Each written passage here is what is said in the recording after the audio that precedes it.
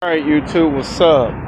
Today we're going to do a special YouTube video. Today is going to be the men's USA basketball team of 1992. Hold on people, hold on.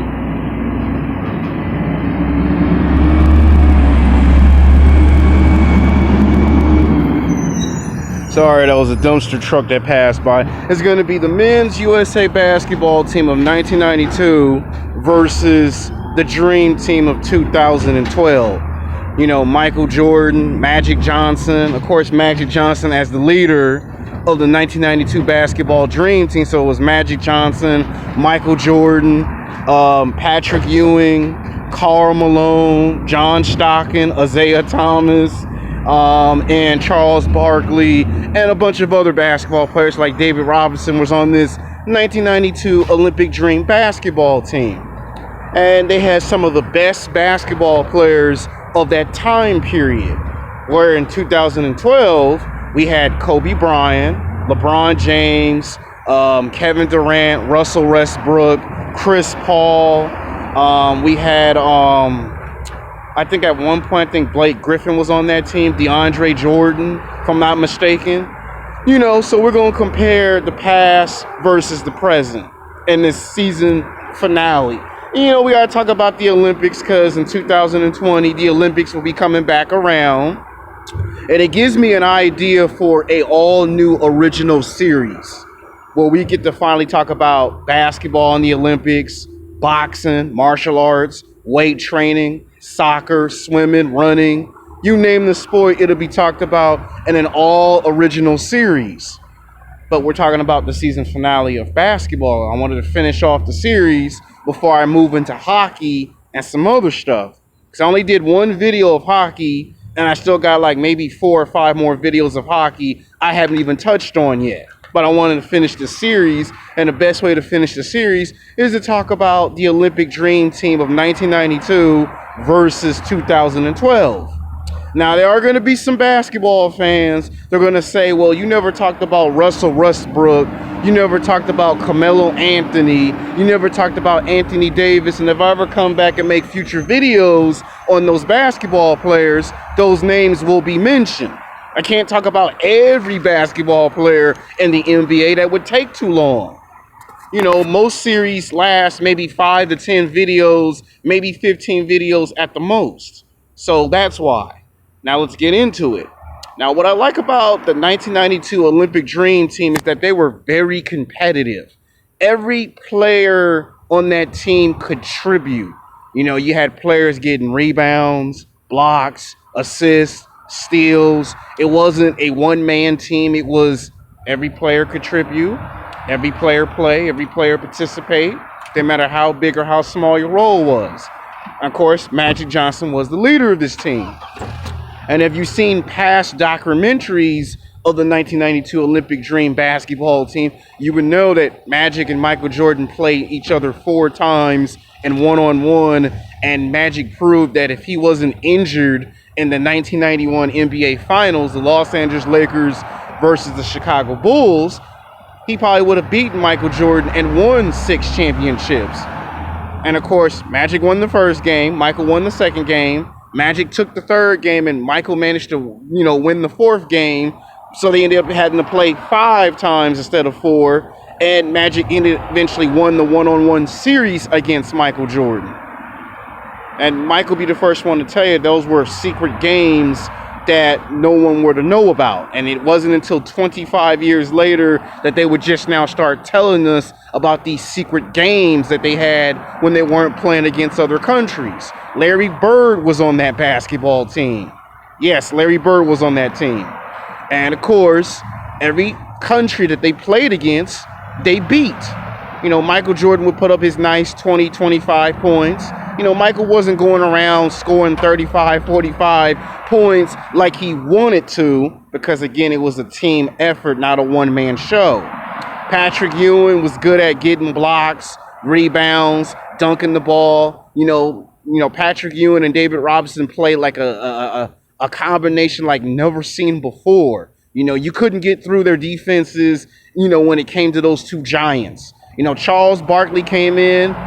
And, he got the elbows, and Charles was cold. First he was your best friend off the court, and when he got on the court, Charles Barkley went straight for your head. Stuffed the legend of Charles Barkley. So there we talked about Charles, so can't no one say you ain't talked about Charles Barkley's career. He had a good career in the Olympics, that's all I can tell you.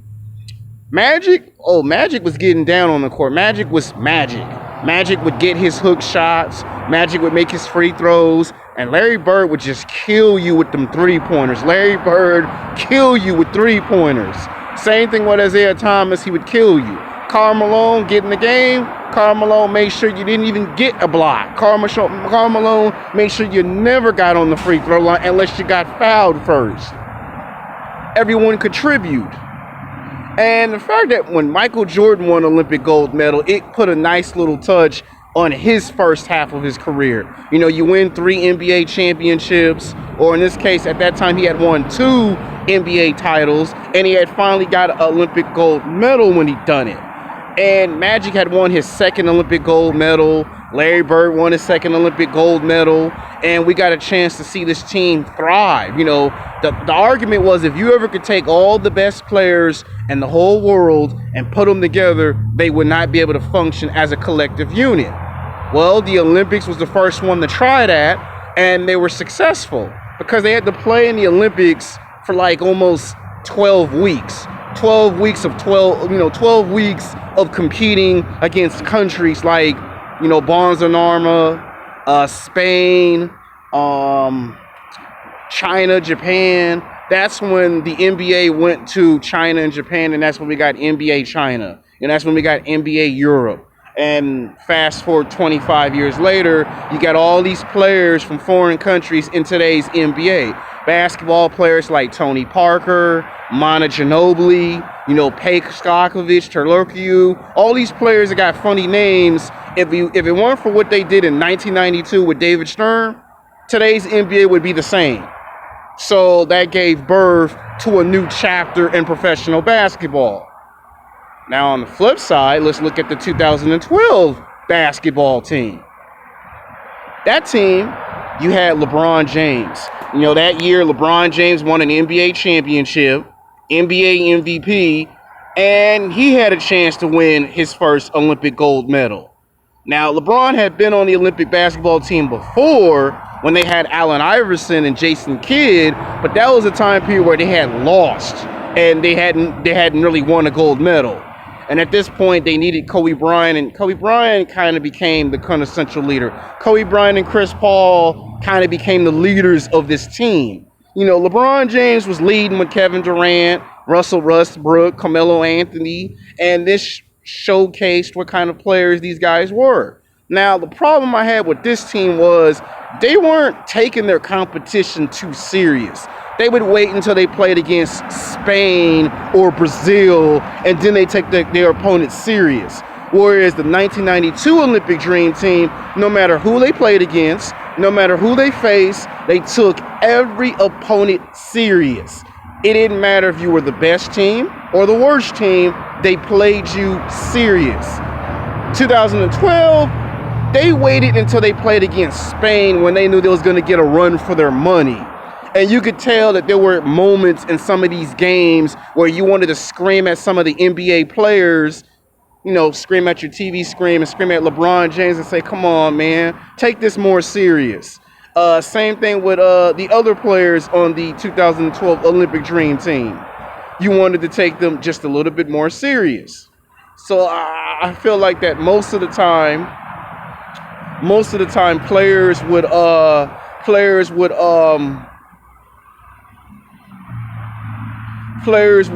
pretty much do this thing where they weren't taking it too serious, and they still won Olympic gold medal. And Carmelo Anthony turned out to be very good. For some reason in the Olympics, Carmelo Anthony was able to score 35, 45 points a game, whereas in the NBA we couldn't get Carmelo Anthony to do that on a high level. And someone discovered he plays better in this type of system than he does in the NBA. And it got us thinking maybe one day when his career is over, he could just play overseas since he thrives at higher levels. So can't no one say we ain't never mentioned Carmelo Anthony. I know people want me to talk about his whole career, but we're giving you some highlights of some players that should have been mentioned in the series, but were not mentioned in the series. Now, which team, if we were to go into a time machine and take the 1992 Olympic Dream team and then take the team of 2012, who would win if they played each other 7 times?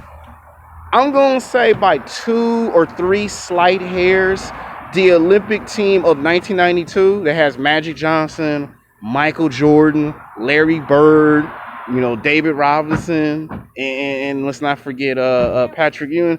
That team would probably put a whooping on the 2012 Olympic basketball dream team. I mean, nothing against 2012, but LeBron James would have trouble trying to stop Magic Johnson simply because Magic would be able to know which position LeBron play. And even if LeBron could stop Magic, it'd be a situation where they would stop each other. As for Kobe would be trying to match up with Michael. And the rest of the players would be able to match up with each other. So Magic and LeBron would go at it. Kevin Durant would probably clash with David Robinson or Patrick Ewing, possibly Karl Malone. Karl Malone might match up with Carmelo Anthony, and the shooters, someone like a Tony Parker, which we know he plays on his own team on France. So we would probably have Chris Paul probably trying to shoot out with someone like Isaiah Thomas or Larry Bird, and the shootout would last long, but Larry Bird or Isaiah Thomas would probably outshoot Chris Paul, and Chris Paul might struggle towards the end. Where in the beginning, he'll be fine, but in the end, he would struggle.